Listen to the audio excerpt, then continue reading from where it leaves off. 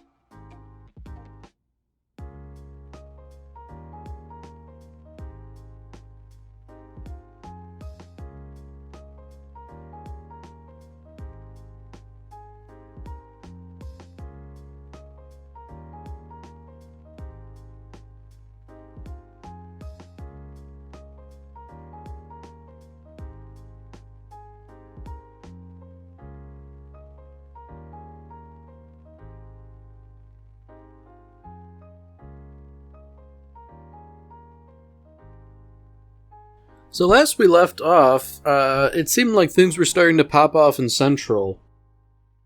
You know, the security forces really aren't playing around, and they're supposedly trying to capture Mustang alive.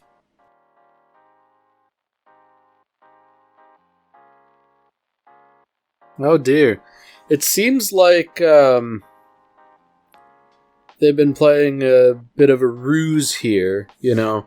They've gotten an admission that they were out to kill Mrs. Bradley, which, in a way, has sort of brought her around to Mustang's cause, you know. It probably wasn't a good idea for them to show their hand so brazenly, especially when it wasn't certain that they were going to come out of this alive. I guess if nothing else, it's a good thing that Mustang decided to sort of keep Mrs. Bradley around. At least in terms of propaganda and things like that, she would be a reassuring figure for the populace, who I'm sure will be rather distraught by everything that's going on. You know, even if they don't know the full truth.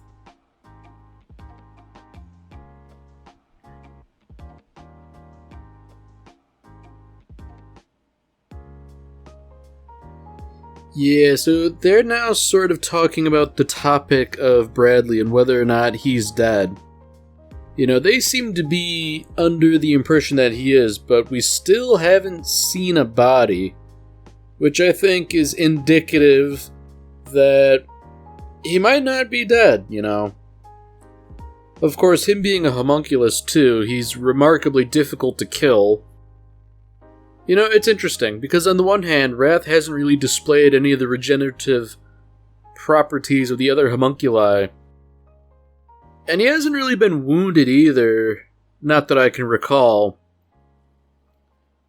You know, he's also mentioned at one point that he is just really one soul in a body, so I guess it would make sense that he can't regenerate, but he seems to sort of make up for it by being rather spry.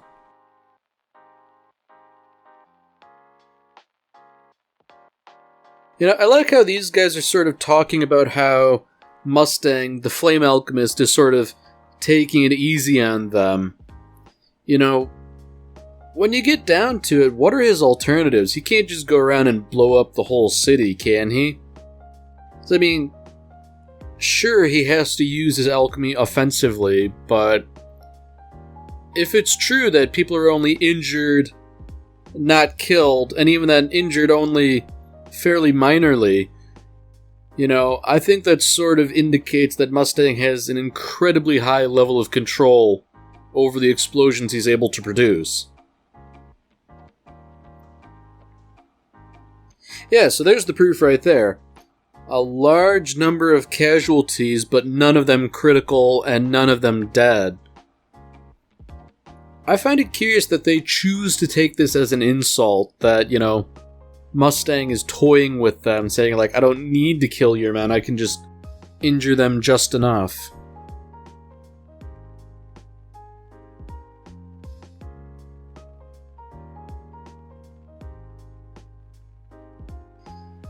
It's interesting how some people interpret this as a bad thing, because I feel like Mustang is doing this for political reasons as well as practical reasons. The idea is to tie up as many men as possible, both because they're wounded and because they have to attend to the wounded. But at the same time, if he manages this whole military action here without killing anyone, I'd imagine that would reflect rather well on him, that he was able to affect everything without actually killing anyone.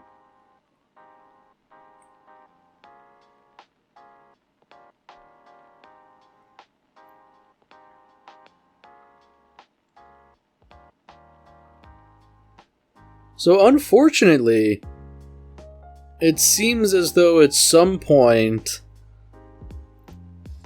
the Major General has been made a captive. I feel like that's kind of a fool's errand, She's only going to be a captive as long as she sees fit not to slaughter everyone in that room.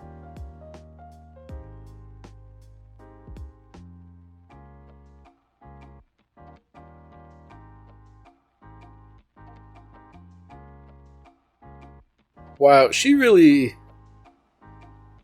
is absolutely tough within and without, Like, she's just laying it right down. She is not useful as a hostage. If she's killed, the Briggs troops would write her off as weak and undeserving.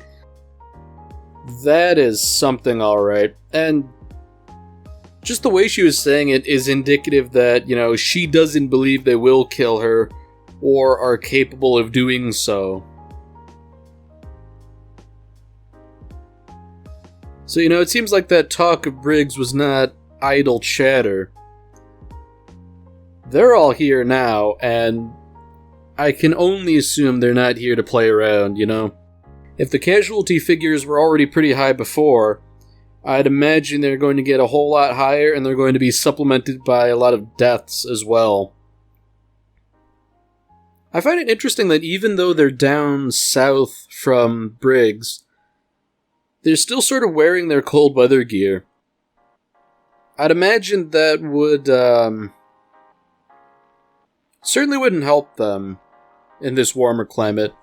I mean, perhaps it would help distinguish them as friends to the people they've come to help out, but I don't know, I feel like a little recognition on sight wouldn't necessarily be worth wearing cold weather gear in warm weather.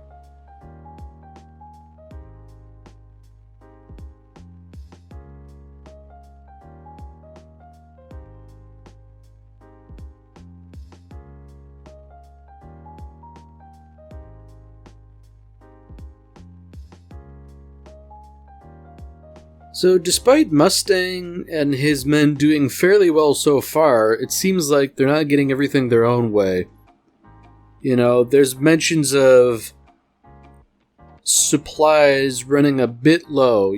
They don't exactly have unlimited ammunition, and an ammunition supply has been, lost en route or something.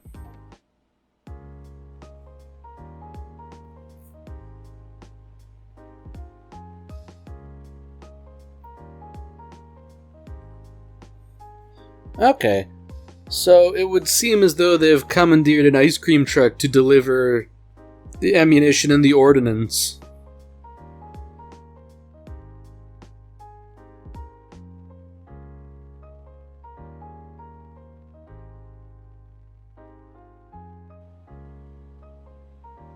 Oh, Lieutenant Ross. It's nice that everybody's sort of showing back up to help again.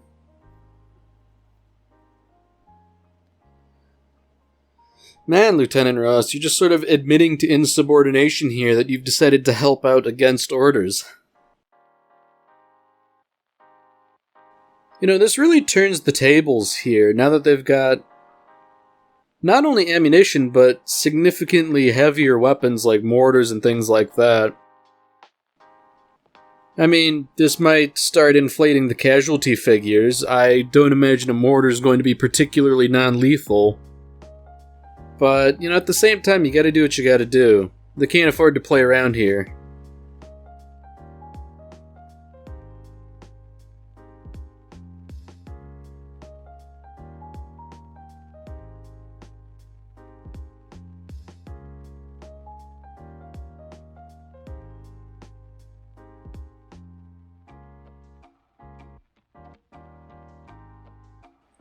So it's interesting that Lieutenant Ross managed to procure a bunch of Xingyi's weapons.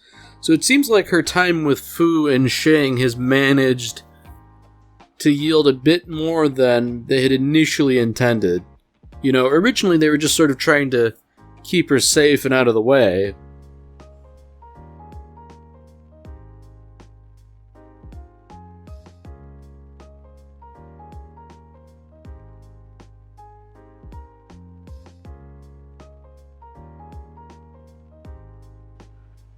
Alright, this is a nice twist. You know, despite being crippled and all that, Havoc is still helping out. Presumably by smuggling ammunition and things like that. There you go. That's a really nice development.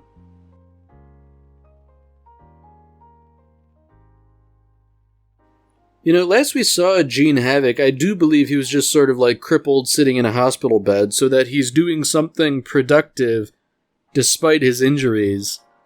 That feels nice, you know. It's nice that he's doing what he can even though he's not able to do what he had done before in the field.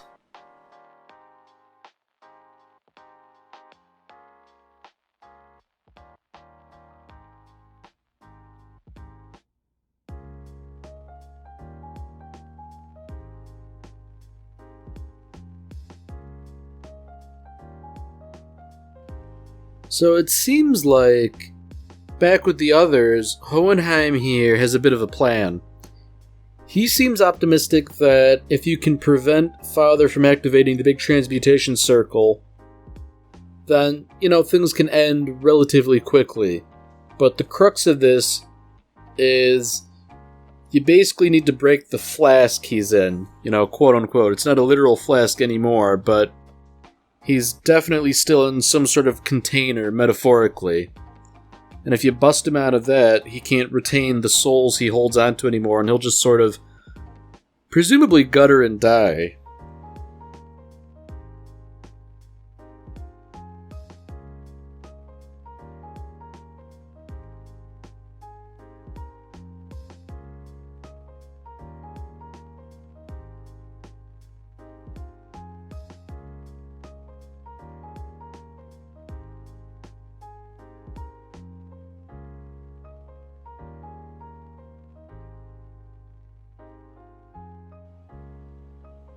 Now, I don't know Morse code or anything, but it seems to me that Pride is whacking Alphonse's helmet rather rhythmically. Meanwhile, Mei Chang is still, I guess, going to intervene here, and she's dragging Envy along with her. You know, this definitely doesn't bode well, because Envy, he's definitely up to something. Presumably he wants to get himself back into a position where he can help Father's plan.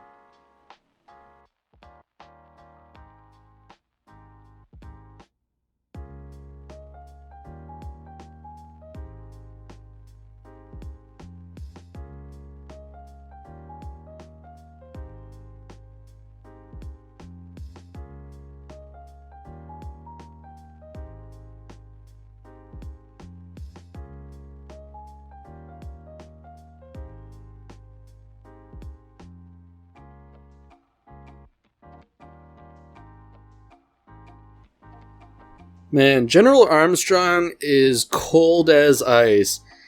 Even though they're just pointing guns to her heads and talking about, sacrificing civilians, like, she doesn't react until the pivotal moment, and then she just stabs him through the arm like it's no big deal.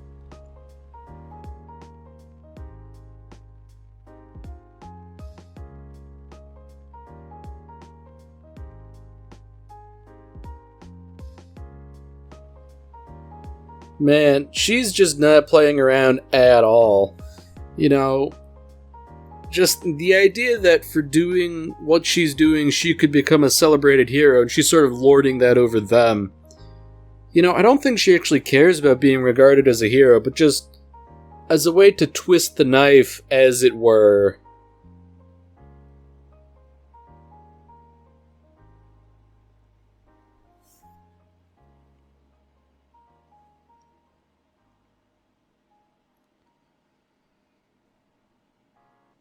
Yeah, so it seems like things are sort of popping off around the civilian quarters, too.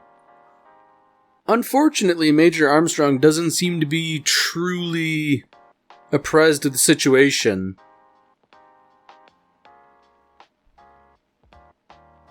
It's interesting because I feel like Armstrong should be clued into what's going on, given exactly how loyal he is.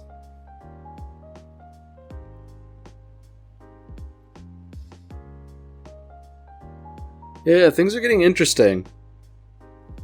And I guess it's nice that Fu is sort of walking around incognito. No one knows precisely who he is, so he can get away with it.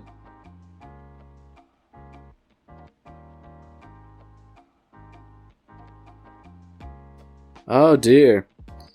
It would seem as though Father is doing something, and that something is not good. Fu is indicating that the presence underground, which is certainly Father, has apparently tripled in size. I can only assume that would mean there's a congregation of homunculi underground. Presumably Father and Sloth, and I believe Greed had broken off too, so I guess in that sense it would have tripled. It seems like I was kind of right before, Pride's not doing this idly. He has a purpose behind whacking that helmet over and over.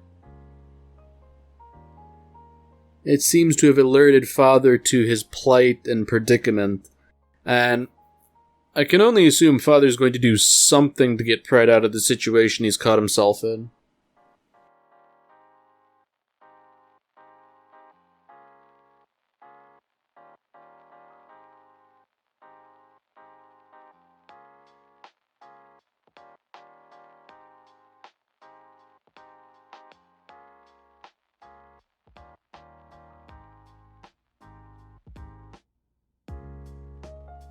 So it's interesting. Despite the third laboratory being essentially pretty darn important, it's not that well guarded, especially considering the civil unrest that's going on.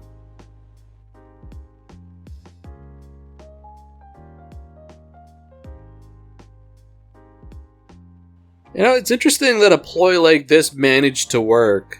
I mean, I guess these guys aren't particularly high up in the chain of command, so they don't really know what's going on, but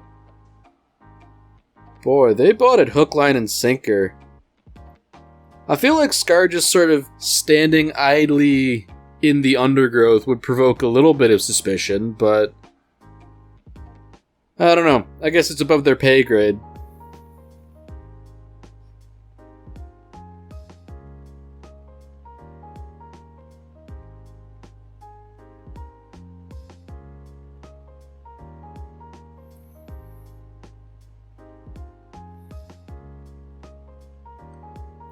Uh-oh. Yeah, they're deciding to split up. That never really bodes particularly well.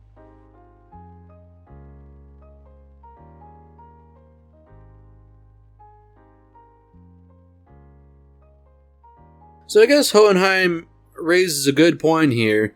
Scar and Ed kind of have to go together, since even if Father manages to disable Ed, Scar would be able to fight with his alchemy, but at the same time, I don't know. It's not exactly the most prudent idea, since they don't really see eye to eye. I mean, I guess time is short, so they really have to find where Father is quickly, but at the same time, splitting up would make them easier to pick off.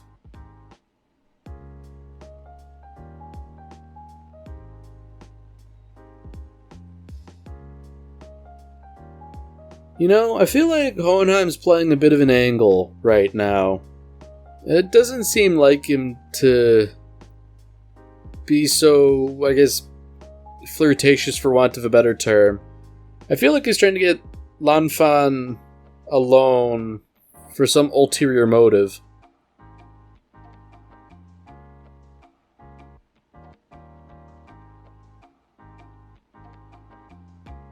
Yeah, I guess it only seems natural that the conversation would turn to greed and or Ling.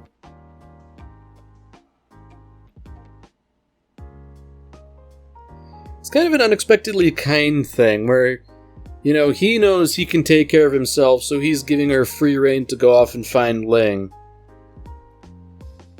You know, I feel like he didn't necessarily need to lie to the group as he did, but it would probably be easier than explaining, you know, hey, this active combatant we have, I'm just gonna let her do her own thing.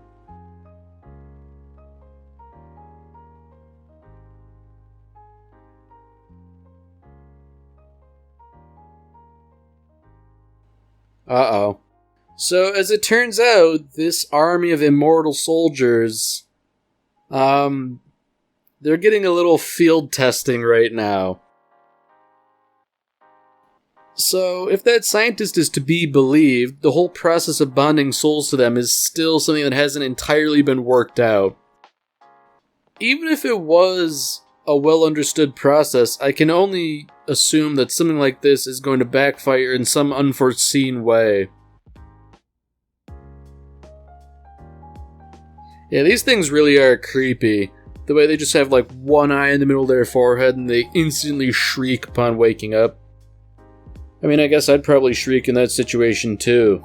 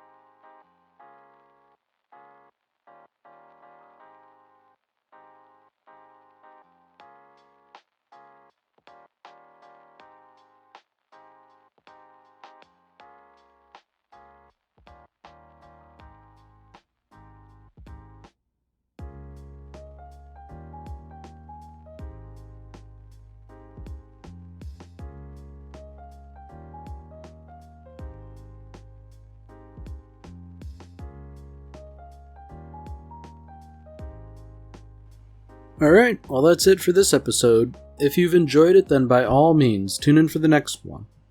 See you, Space Cowboy.